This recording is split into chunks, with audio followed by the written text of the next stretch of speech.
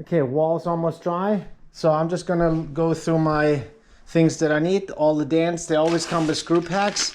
2-inch screws are in there. There's 4 Phillips head, 1 square head. The square head has like a flat pan head, which are actually where the eyeball stickers go on. So that's a perfect match. Yeah, you always get a sticker kit with a King of the Mountain jersey, different eyeballs, a mustache, so you can have fun with it if you want to. I got a 1/4-inch drill bit in my drill, screw gun, little mini level hammer. Painter's tape is great to mark the location of the pedal hook as you're holding the bike in place, especially if you're by yourself. Now, I have a little bit of an interesting scenario with this wall because this is an old brick wall. It's an old brick house.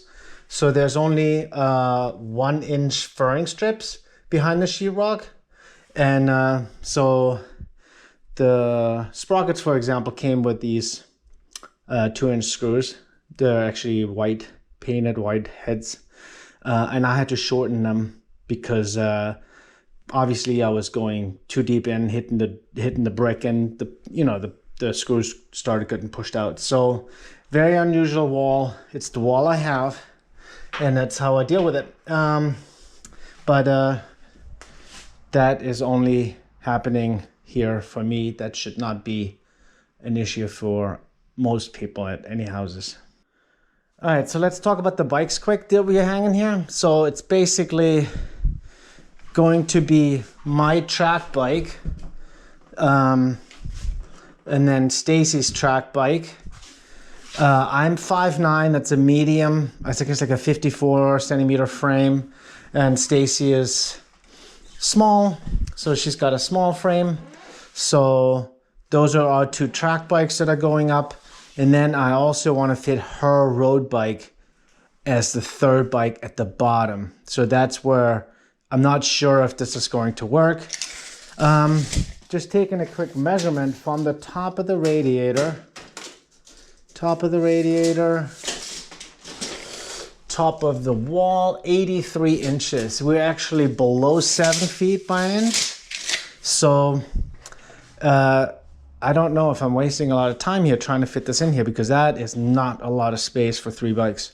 The other pictures and videos that I've shown about the 3 bike install was an 8-foot tall wall where I had 3 of my bikes and kind of loosely fit, so that wasn't really a problem. This is going to have to get installed really tight to make it work.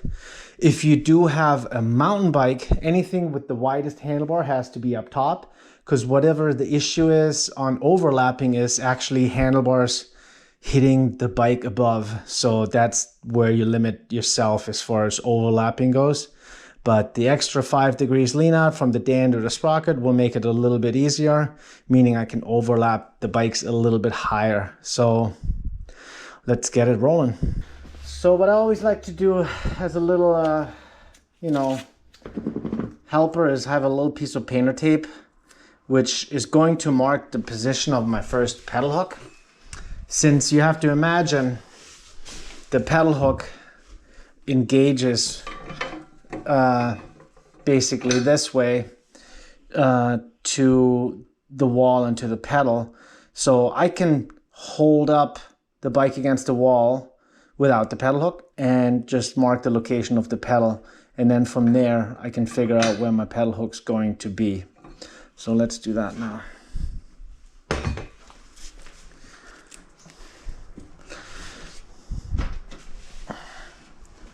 Alright, so with this one I definitely want to go as high as possible. This is when I start touching the ceiling with the seat. So this is basically as high as I can go. Now I'm going to place a piece of tape there. So makes it a little bit easy. It's still a little bit of a guesstimation. So I'm going to loosely put the dand in there and hang the bike and see that I'm as tight as possible to the ceiling. So I'm going to use these 1-inch sheetrock screws temporarily. That's not what is going to eventually be in here full term. So if I just go above that, that should kind of look a little higher, line up with my painter's tape. And if I have to fix it, I'll fix it. I'll go down a little bit. So I'll just go really gentle. Don't strip it, because right now it's only really holding the sheetrock, so it's not ideal. It's not ideal. It's not what you want to do. You wanna put the molly in later. It has to be done. You cannot hang the bike this way permanently. This is just for me to see the height, because this is a little bit of a puzzle trying to get these 3 bikes in there. Let's see if I can get this in and over. All right, so I got this up there, but if you see, I still have like a good 2.5, 3 inches that I can gain. So I'm going to go up another 2 inches from where I am right now, which that will bring me in the highest position that this bike can live in. And then I'm going to install it right there. All right, let's see. I just moved the whole thing up a little bit. Let's see if I can still get it in there. I can get it in there. This is as high as it goes. And I am basically touching the ceiling here with this bike. So that is as high as it goes. My first hole, unfortunately, has to get patched and painted again. But it's not a big deal. I can do that when I'm done at the end. So I can move this out and I can permanently install this stand and then do my wheel shelves, because the wheel's already dirtying up my wall. I got the first stand is up. Let's hang this guy up here and let's find the locations for our wheel shelves. So the reason why you definitely need a front wheel shelf is because the bike will want to slide. Actually, the front wheel is basically just the friction of the wall works okay. If you have high gloss paint, a little dust on the tire, it's gonna start sliding basically. So what I do with this, usually I just mark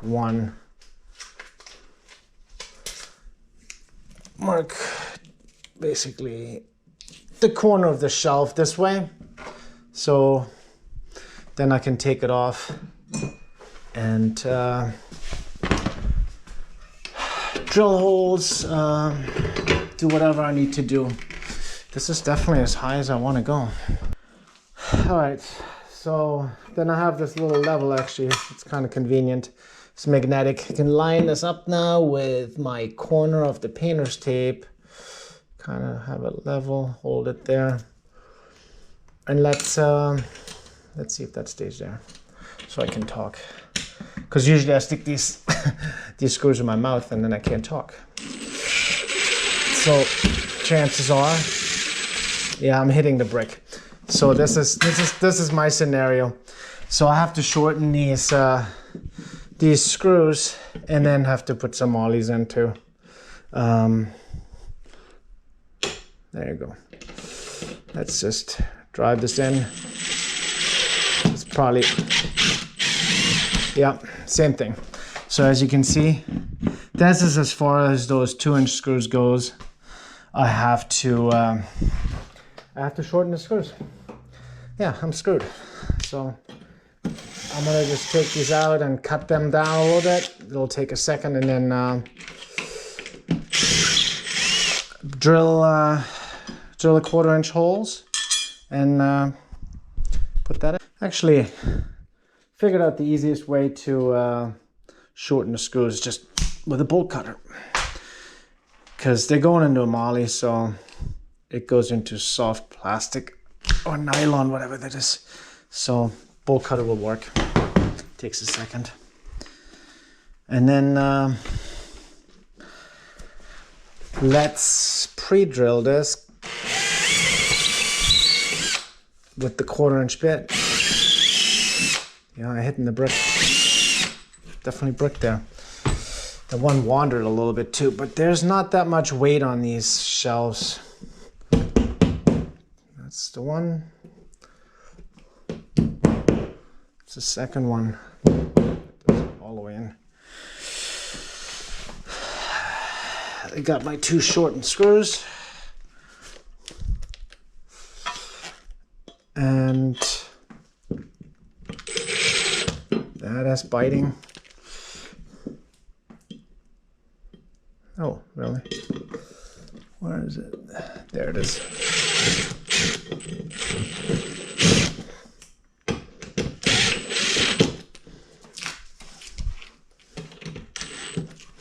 Okay, that is good. I'm gonna hang the bike one more time here.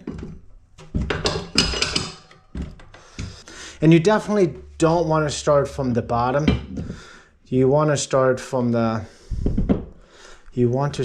top down, because it doesn't. You can't overlap. You have to work your way up underneath the bikes. It's a struggle the other way around from the bottom up, because you have to lift the bike over the other bike to find the position of it. So that's where this lives. So taking it off. It's a lot of on and off and on and off here, but if you do it once, you don't have to do it again. All right, get another shelf here. Put the level on. So I don't know if I mentioned, but all of our products are made in America. They're all made in the USA. Actually, powder coated locally here in Kingston, New York. So let's make this level. Good. So I do want to say thank you for anybody who's bought one of these, is going to buy one of these. It is not easy to make stuff in the USA and keep it price competitive. We are, as far as I can tell, the only American-made pedal hook, spike hook, just anything.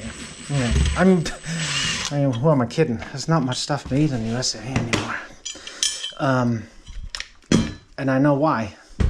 It is not cheap to make stuff, but I have seen knockoffs of our product on websites, on Amazon, and I've bought some and I've tested them, and there's a lot of shady stuff going on. We were the first pedal hook ever in the USA to sell, and now it's swampland, basically. Tons of copycats and a lot of false advertisements about companies saying that they can, put 3 bikes on one wall this way, and most of the times, well, it depends on how much wall space you have, I guess. You have like a 10-foot wall and it's easy. But then it's also, you gotta take in consideration what kind of bike it is. Once you're dealing with mountain bikes, most pedal hooks are kind of out. I mean, like I said, the sprocket works very well with a handlebar width up to 27 inches, but once you're above that, you're gonna have a problem. And then you need a pretty big pedal hook. And then once I get that big, you have to use a pretty heavy steel. And everything gets pretty heavy. Like a set of the Dan, like 2 wheel shelves and the pedal hook itself, that whole unit weighs about 6 pounds. So it's a lot of steel. Yeah, but like I said, thank you for supporting Made in USA. Cool. So 1 is up. I know 2 will be no problem. The third one I don't know if I'm going to run out of space here. Stay tuned. Holding it where I think I'm going to end up. Eyeballing it. Sticking a piece of tape where on my eyeball. Looked at it. Basically, I make eye contact with the piece of the wall where I think it ends up. And yeah, let's give that a try and see if that works. I'm gonna use temporarily the 1/2-inch sheetrock screws. Let's not get carried away with thinking I'm gonna get this right from the get-go. Alright, so I did offset them a little bit just so that I can get the handlebars behind the fork. Let's see. Okay. Let's see. This one got some dirty tires, so it's not staying. It's the front. If I let go, the front wheel slides. So this is why you definitely need a front wheel shelf, and then might as well have a rear wheel shelf and keep the walls clean all the way. So, but I have to hold this bike. This is not going to stay. This is not bad. It could actually almost still make it a little higher, but you can see how much I'm past the hub up there. So it's almost as good as it gets. Some rough estimate. We have a gap from one stand to the next stand, about 22 inches. The next stand to the next stand would be 22 inches. Right there, okay. From stand to wheels, shelves, about 19. Okay, so again, the 22, and then I gotta go 19. Oof, I got like an inch. The way it is right now, I might have an inch before the radiator. I think that's fine. An inch is an inch. I'll take it. All right. Yep. But I think it's just deep enough before I hit the brick that my mollies will go in nicely. So should clean this up a little better. Don't need the blue tape anymore.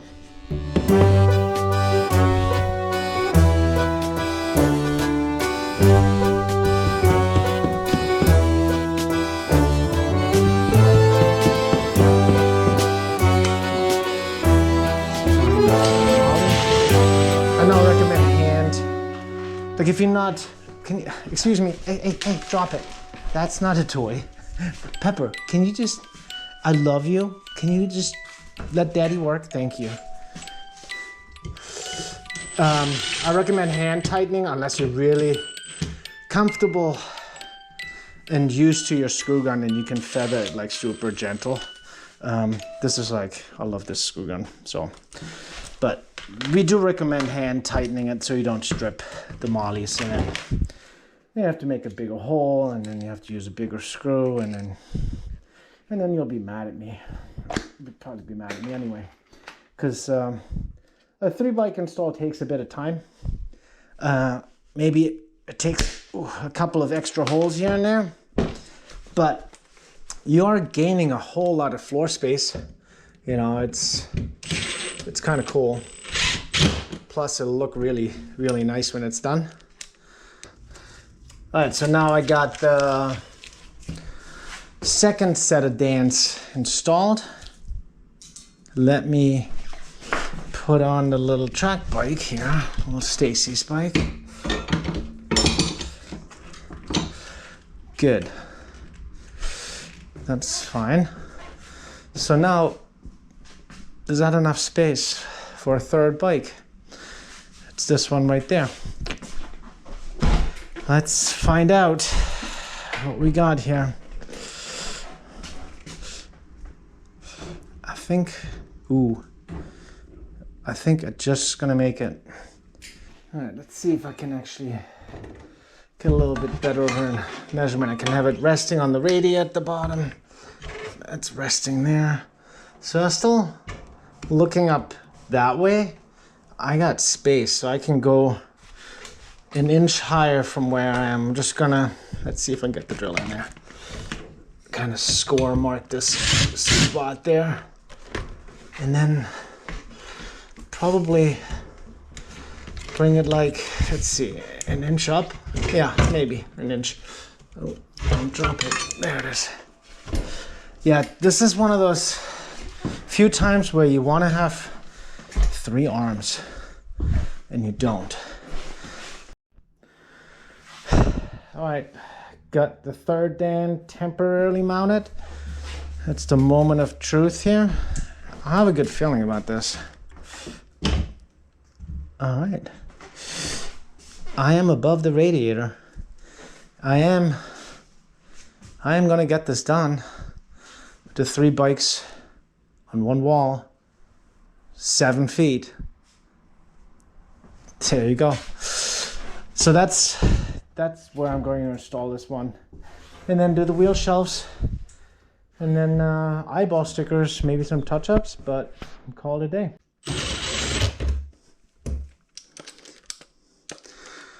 And then each Dan comes with a square drive bid, so you don't have to worry about not having a square drive bid. It'll come with it. Oh, all right. This would be the final piece of the puzzle. The third set of Dans, obviously, is up on the wall, an inch above my radiator. Just the way I thought it would be. Let's make sure that I didn't mess up the last little bit. That goes in easy, always the bottom one. Okay. There it is. Ta-da! The triple play. All right. It worked. I would have been really bummed if that didn't work. So that is it. We have officially a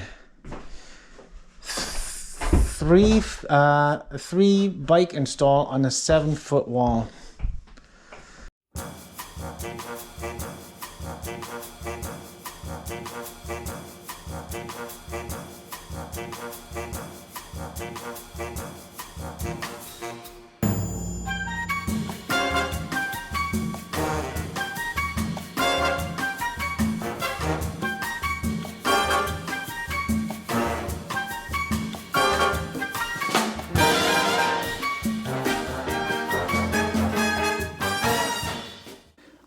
By the way, this is Pepper, our new puppy.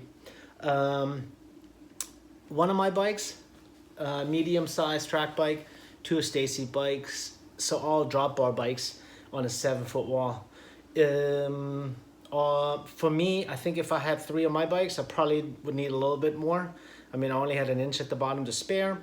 If you are using a mountain bike somewhere in the middle there, put that at the top. You're gonna need more space.